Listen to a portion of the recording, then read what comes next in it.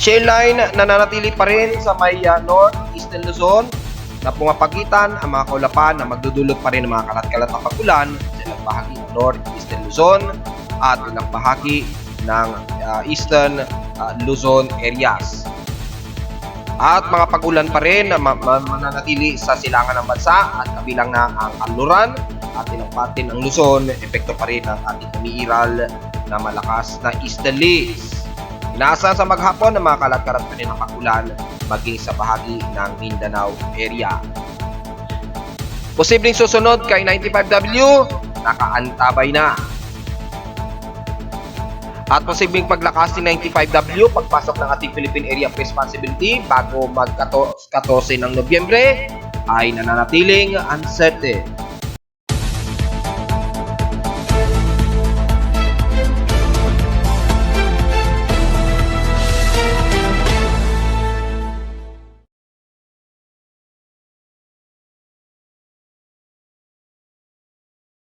Hello, good morning mga folks. Welcome po muli sa ating daily weather bulletin at analysis para sa araw ng Huwebes, November 9, 2023. Oras natin boys may umaga, alas 9:47 na ng umaga. Well, halos stationary lamang ang magiging lagay pa rin ng ating panahon ngayong araw.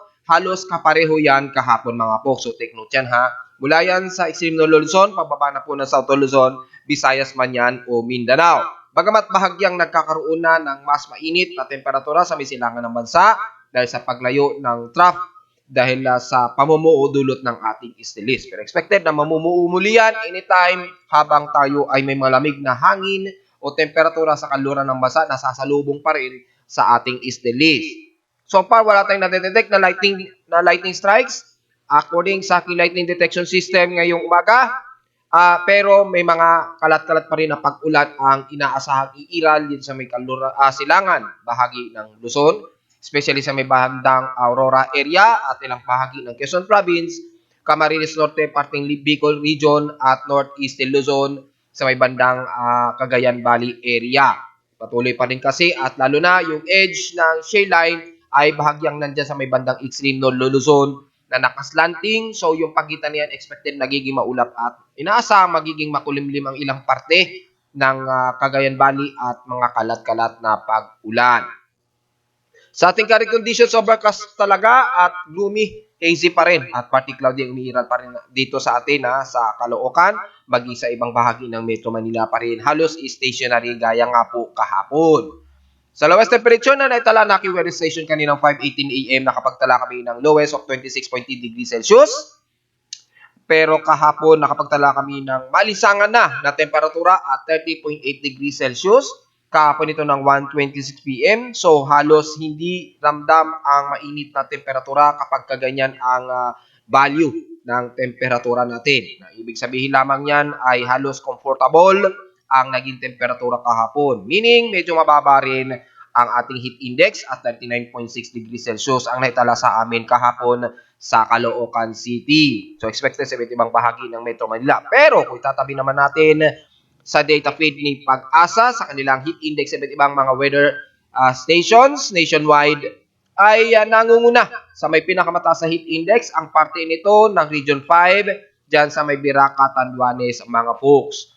Pumapangalawa ang bandang region sa may bandang Ilocos Region, dyan sa may Sinail, Ilocos Sur at 43 degrees Celsius. At pumapangatlo ang Iba, Zambales na nasa 42 degrees Celsius. At halos pang-apat lamang kami sa Caloocan dahil nga po nasa halos 39 degrees Celsius o 39.6 degrees Celsius ang aming heat index since kahapon. Sa ating PH extremes in past 24 hours, well, pagdating sa alinsangan temperatura ay nangunguna ang Lawag, Ilocos Norte, ay umabot sa 35.5 degrees Celsius. Ang pinakamataas na temperatura na itala sa Pilipinas, yan sa may bandang hilaga ng Lawag, Ilocos Norte. Pero sa Baguio City, sa pinakamababang temperatura na itala, halos stationary pa rin at lowest of 17.5 degrees Celsius ang lowest temperature. Sa Inulan naman ay halos heavy rain showers sa may bandang Dipolog, na umabot sa total of 118.4 mm ang violent rain showers na inabot sa taga Bicol, Dipolog since past 24 hours. Pero sa amin sa Caloocan kahapon ay light rain showers lamang, umabot lamang ng 2.4 mm ang total rainfall. Nangangulaga lamang na nanatiling way below normal ang pag-ulan dito sa amin sa Caloocan City sa may West Grace Park na umabot lamang ng 38.1 mm ang aming total sa loob ng isang linggo lamang. So sa buong buwan pa lang ng November ay nasa total of 75.9 mm lamang ang naging total rainfall dito sa amin sa Caloocan. Samantala sa ating dashboard, nakikita natin ay C95W lamang ang nanatiling aktibo at na-dissolve na mga po itong C94W. Inalis na siya ng aking tropical cyclone sector na gaya na aking report kahapon ay hindi na masyado talaga significant at hindi na talaga nakikita nito ng magiging isang active low pressure area. So automatic, inalis na lamang yan kusa ng aking tropical cyclone sector. C95W, almost stationary pa rin siya ha. Despite na nanatiling nasa labas pa rin ng ating bansa sa may silangan ng Mindanao area, dyan sa may bandang Micronesian region. Makikita ninyo mababa pa lamang o very shallow o mahina ang kanyang sirkulasyon. Pero kasi ito ay nagbabari sa pinapakita ng mga computer models at mga tropical cyclone assessment. Lalo na sa mga global spectral na ipinapakita na nakita ang mataas na activity nitong C95W at nangangamba pa nga o maaaring may sumunod pa kay 95W which is i-discuss natin mamayang konti. Sa ngayon, sa ating volcanic thermal status na natiling nasa moderate ang ating Mayon volcano ha. So far, nasa 21 megawatts ang pinaka-variable radiated power pa ni Mayon volcano. So almost stationary lamang ang kanyang intrusion. At kung titingnan na natili pa rin active ang kanyang pinaka-magma chamber. At so far, yung kanyang confidence at least 59%.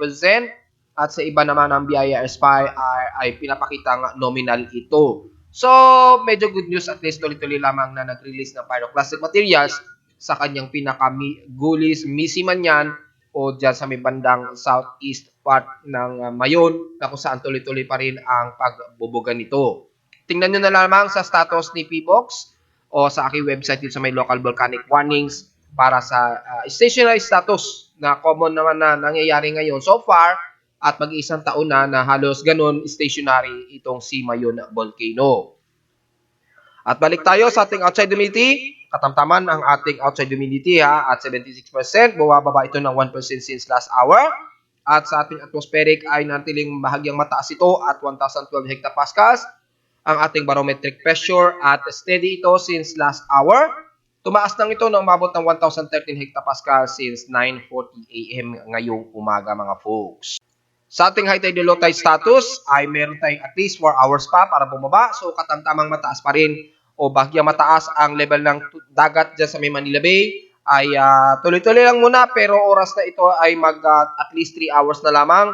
Ang matitira unti-unti, layo-layo na po mula dyan sa pangpang na Manila Bay Day. Unti-unti na po itong bababa at maglo-low tide ito to be exact mamayang hapon to 13 PM mamayang hapon yan mga folks. So siguro mga bandang mga 1 PM siguro pwede na kayo lumayo-layo ng pampang na Manila Bay. Diyan na kayo sa mas malalim na bahagi para maganda ang magiging ani ninyo sa mga mangingisda natin. Sa ating air quality na natiling moderate po ang ating air concentration na nasa index of 84. Magmas po tayo dahil bagyang mataas po ito. Almost nagiging halos consider na medyo bad air quality na ito. Pero nasa moderate of 84 index ito rather or 27.55 micrograms per cubic meter in particulate matter 2.5 niya. So magmas na lamang lalo na sa mga kabawi natin medyo uso ngayon ang pagbabaos o yung sore throat. Dahil maging ako ay nakaranas o nakakaranas ngayon ng sore throat since kahapon. Although medyo nakaka-recover pero hindi pa rin maganda ang aking boses kung mapapansin ninyo. Sa ating almanak, sumikat ang haring araw kaninang 5:54 AM at inasa lulubog ito mamayang 5:25 PM mamayang hapon at ang ating 17% na lamang ang liwanag ng buwan. So far ay nasa 17% ito at waning crescent ay sisikat ito bukas ng madaling araw na 3:05 AM at inasang lulubog ito mamayang 2:46 PM.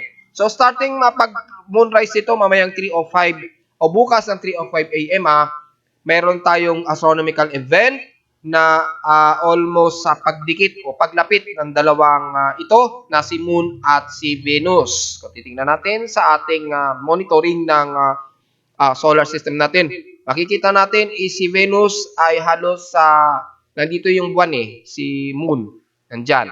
So halos sa magkatabi si Venus at ang ating buwan. So meron tayong tinatawag na conjunction ng Moon at Venus. At magsisimula nga yan by sa dark side pa at 5:30 PM ngayong hapon sa Pilipinas. Pero maliwanag pa kasi sa atin yan. Pero dahil mahaba ang ating gabi, mga bandang 5:30, madilim na yan. So, kaya lang nasa below o very below horizon pa natin yan. Hindi pa natin makikita yan. Mga bandang 3 AM pa, gaya na aking sinabi, mag-moonrise ito mga bandang 3:03 AM. 3:05 AM pala. Ayan. Mga 3:05 AM bukas. So, starting yan, dyan pa lang natin makikita yung conjunction ng Moon at Venus. So, yung party ng liwanag ng buwan, ganyan po ang makikita natin. Ayan, oh. So, ngayon, nasa dark side pa, na nasa mataas pa ang elevation ni Moon at 62 degrees. Despite na mataas na ang elevation ng ating araw na 52 degrees. Yung yung altitude ng araw. At yung altitude pa rin ni Moon ay natiling na mataas pa rin at 63 degrees. So, hindi pa siya nag-moonset ngayong umaga sa atin sa Pilipinas. Ayan o, base sa aking sun and moon. Dapat pala sunlight and moon position pala ang nilagay ko dito. No? So, babaguhin natin yan para sunlight and moon position pala ang dapat natin ilagay dyan. Kasi hindi lang naman sunlight ang ating natatanaw dito, kundi maging ang buwan. So, makikita natin, pataas pa rin ang elevation ng buwan, hindi pa siya nag-moonset at 60 degrees. Ina-expect na ang paglubog pa yan, mga bandang hapon pa po, mga folks. Now, which is, mag-moonrise naman, bukas na po ng magandang alas 3:05 ng madaling araw. Which is, yan na ang magaganap na kung saan nakikita natin ang conjunction ng Moon at Venus. So, sa mga associations natin dyan, hopefully, magising ako mamaya at makunan man lang natin ang conjunction nito ng Moon at Venus. Ngayon, meron tayo 8 hours away na meron tayong lunar occultation ng Venus maging ng Moon. Kaya lang, medyo hindi natin makikita ito sa Pilipinas dahil masyadong below horizon po ito at bandang, despite na nakalagay dito kasama ang Asia. Siyempre, yung bandang Asia kasi sa may bandang India, medyo makikita nila yon. Bandang India, Europe, ganyan. Mga parte na yan ang makikita. Greenland, Russia, so bandang Hilaga. Pero sa Pilipinas, malabo po natin makikita yan dahil masyado po itong mababa. Yung sa slide ng position natin sa east, mababa pa. Hindi pa natin yan makikita. So, bad news, hindi po natin makikita yung lunar occultation. By the way, ano ba yung lunar occultation? Sa mga nagtatanong po, yan po yung anumang lunar occultation activity. Hindi lang isang planeta yan. Iba't ibang planeta yan. Mapa Venus yan, pwedeng Saturn, pwedeng Jupiter, which is yung mga planetang yun, dumadaan yun sa likuran ng ating buwan. Humaharang yung buwan doon sa path niya. Dadaan siya sa likuran at tatagos naman yun sa kabila ng buwan. Yun yung tinatawag na lunar occultation. Ano mang planet man yan, hindi lang Venus, pwedeng si Jupiter, pwede rin si Saturn. O ano mang planeta na mag-occultation dito sa ating buwan na nahaharang doon sa path ng dadaan na planeta. Ang tawag doon ay lunar occultation ng anumang planeta. Which is may magaganap nga po, bukas nga po yan ng madaling araw. Pero sa atin, sa oras ng Pilipinas, ay mamayang 6:34 PM po ito. So, napakaalanganin, no? Hindi natin na makikita. Very below horizon ito sa Pilipinas. Hindi natin na makikita sa east. Dahil masyado pa itong napakababa. So, bandang dark side pa yan sa may bandang Europe at bandang India. Makikita yan. Ang pwede lamang natin makita after na magkaroon ng lunar occultation, doon lamang natin makikita yung halos conjunction ng Moon at Venus, which is mangyayari nga po yan starting 5:30 PM mamayang hapon at tuloy-tuloy niya mamayang gabi, bukas ng madaling araw rather. So, bukas na po yan ng madaling araw pala natin makikita, hindi ng gabi sa atin sa Pilipinas. So, mga bandang alas 3:05 a.m. magsisimula magmo-moonrise, which is doon natin makikita yung halos conjunction ng Moon at Venus. So, ulitin ko, magmo-moonrise po mamayang bukas na madaling araw, 3:05 a.m., which is makikita natin yung conjunction ng Moon at Venus, at lulubog naman ito kinabukasan naman ng hapon na, 2:46 p.m. At sa ating local weather outlook para ngayong Huwebes hanggang bukas na po yan ng weekend ng Friday, magiging maulap pa rin ang inasa nating maghapon. Partially cloudy daw according dito sa icon information. At ganun din bukas, magiging partly cloudy daw ang maghapon. Magkaroon man ng pag-ulan dito sa amin sa Caloocan City o ilang bahagi ng Metro Manila, expected isolated rain showers lamang ito mga folks. And according naman sa local weather advisory natin, na mataan daw ang low pressure area, ito yung say dating 94W sa aking tropical cyclone sector. Namataan pa rin nila ito sa 395 km west-southwest ng Puerto Princesa, Palawan. So, nasa kanlurang parte na raw ito ng Palawan. Pero hindi na natin hindi na itinuturing niya ng aking tropical cyclone sector bilang isang active low pressure o low pressure area. Isa na lamang itong trough na naghahalo sa may easterlies at sumasalubong sa malamig na hangin o temperatura sa may kanlurang bahagi ng bansa. At sa posibleng babahain, according sa data PD Pag-asa sa General Flood Advisory and Warnings natin, ay nakataas daw ang buong bahagi ng Palawan Region at dyan sa may bandang Zamboanga Peninsula. So ingat po sa potensyal na babahain kung sakali, pero base sa ating satellite imagery, mukhang maliit na lamang ang tsansa na magkakaroon ng pagbaha dyan sa may bandang Zamboanga Peninsula. At mababa rin ang nakikitaan natin na heavy rain potential Pero sa bandang Puerto Princesa o buong Palawan region, medyo ito mataas ito. May chance talaga ito na bahain. So, be wary mga folks at ingat na lamang sa potensyal na mga flash floods. Diretso agad tayo sa ating ginagamit na satellite imagery. Makikita mo natin halos ang buong silangan ng bansa ay makakaranas ng mas maulap pa rin na himpapawin. Maging dyan sa parting Bicol region hanggang eastern portions ng Mindanao. So, halos kaya kahapon, stationary lamang dahil nga po sa epekto ng ating istilis na sumasalubong dito na nagkakaroon ng water vapor na tuloy-tuloy at nagkakaroon ng mga maulap na parte na ito ng bansa natin sa silangan at magdudulot ng mga ilang isolated rain showers hanggang dyan sa patawid kung saan ay mataas din ang level ng trough na nagpapaulan ngayon sa ilang parte ng Mimaropa at ilang portion ng Western Visayas at western portions ng Mindanao. So mula sa may bandang hilagang extreme Northern Luzon, mula Batanes Group of Islands at ilang parte ng Cagayan Valley, Cordillera Administrative Region man yan, Tugigaraw o Ilocos Norte, magiging parte ito mostly rin ang iiral at mga isolated rain showers.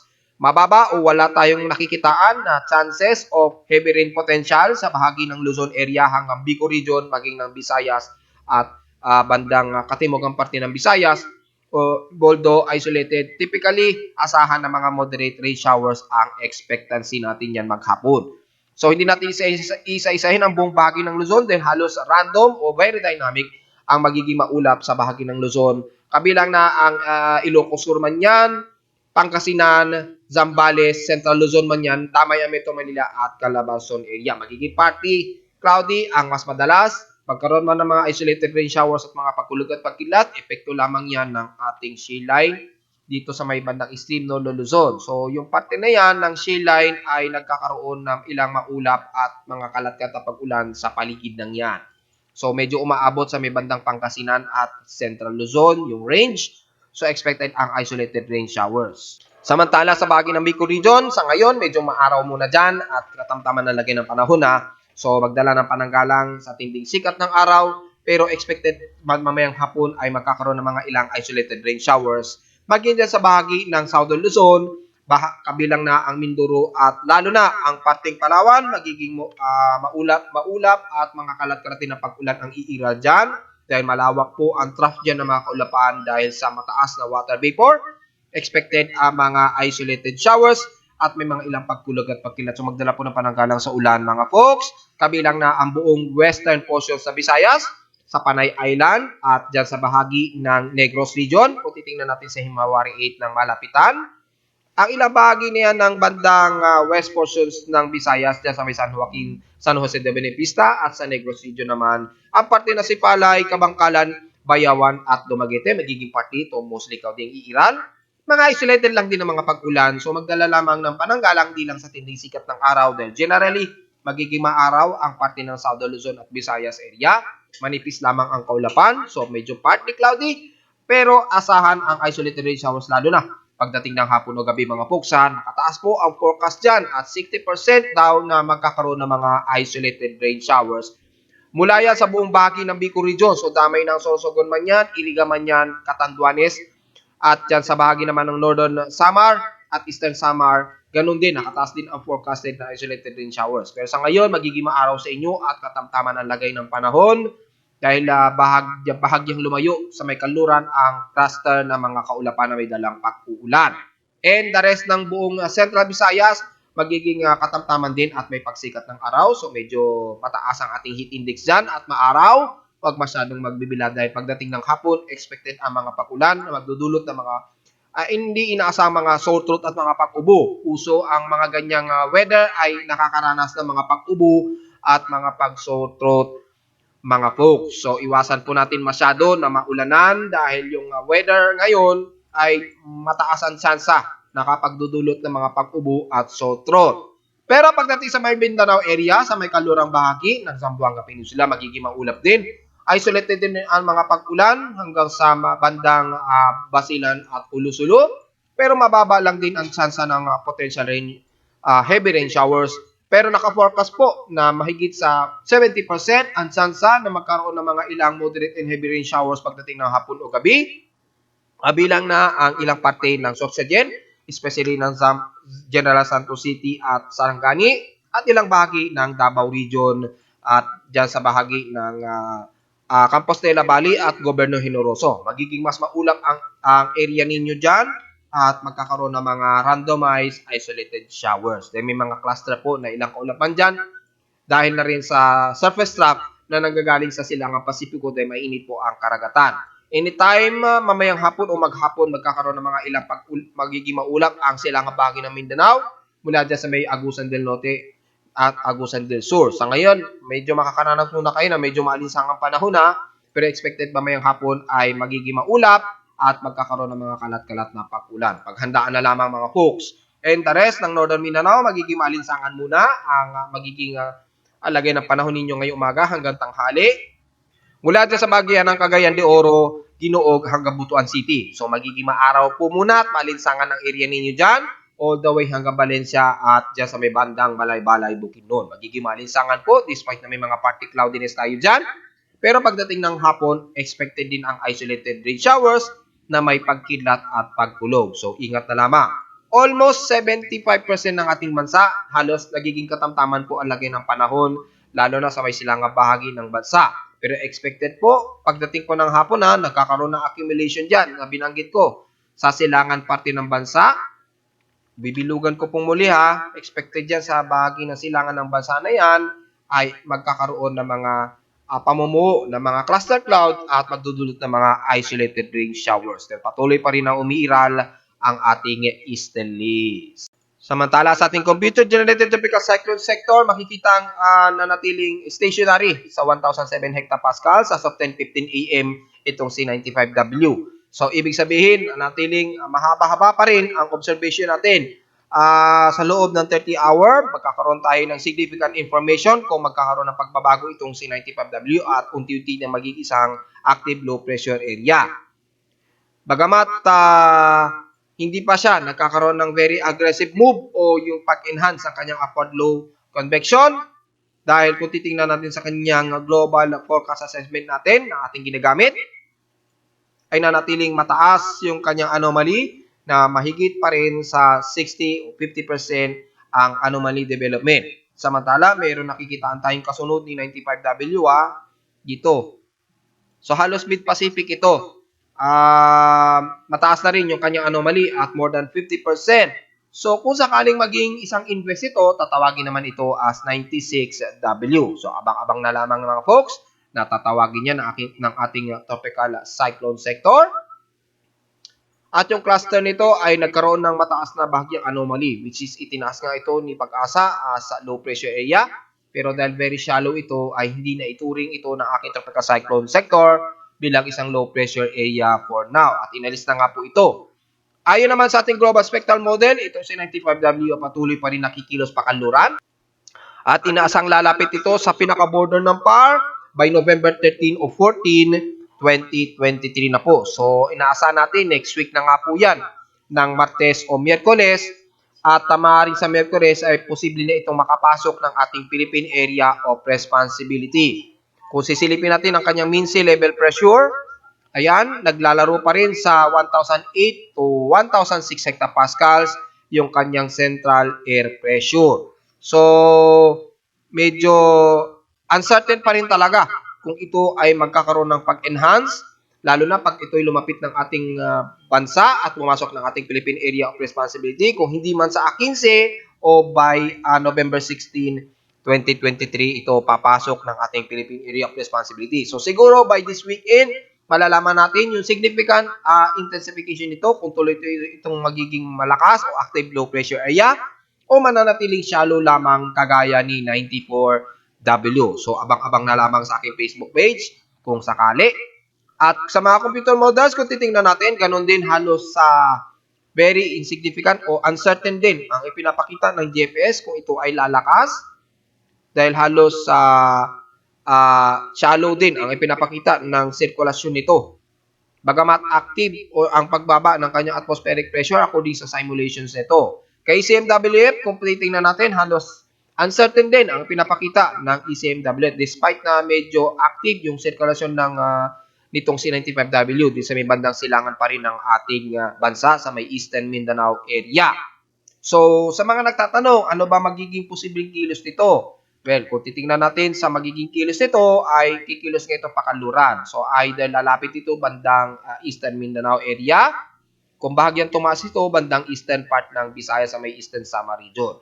So, yan ang nakikitang possible scenario na kikilos ito at magtatraverse ito sa kalupaan ng Visayas, either or ng bandang Northern Mindanao area. So, yan ang analysis natin na posibleng tumagos yan dito hanggang sa tumagos nga po ito ng bandang Palawan area. Unless magbago ito at mag-west-northwestward ang kilos niya, ay maaari lumapit naman ito sa bandang northern Samar o northeastern Samar or pumagitan sa may bandang Bicol region. So, medyo malawak pa ang magiging uncertainty nito at hindi pa natin nasisiguro kung ito ay mas lalakas o manatiling shallow lamang kagaya ni 94W. Kay NABGEM, mas aggressive ang pinapakita. Dito, tropical storm ang ipinapakita ritong simulation ni NABGEM. At yun nga, may pinapakitang may kasunod na nga itong C95W. So, posibleng ang C96W ito. Titingnan na lamang natin dahil ang expected forecast nito ay hanggang November 15, 2023 na po. Yung range ng forecast na ito ng NABGEM o ng iba't ibang weather agencies dito sa aking webpage. So, kay Icon at GMM, ay halos magkakapareho sila ng forecast ni GFS at ECMWF. So, kay NABGEM, medyo hindi pa makatotohanan kung tutuusin. Dahil kay GFS at ECMWF, ay makikitaan natin na halos pare-pareho sila na uncertain yung nagiging development ni 95W. Pero ang kasunod nito ay expected natin by next week natin yan makukonfirma ang kasunod niyan. Kung hindi man ngayon, dahil mataas na po kasi yung kanyang activity, yung kanyang anomaly, mataas na kasi ngayon. So, posible mula ngayong araw ay itaas ito as another new invest. Tinitingnan na lamang ng system kung tataas ang pinaka-upward low convection nito using wind shear at convergence. Kung titingnan natin itong C95W at ito naman ang posibleng C96W. So, may nakikitaan na siya na favorable wind shear circulation dito at at least 18 kilometers an hour.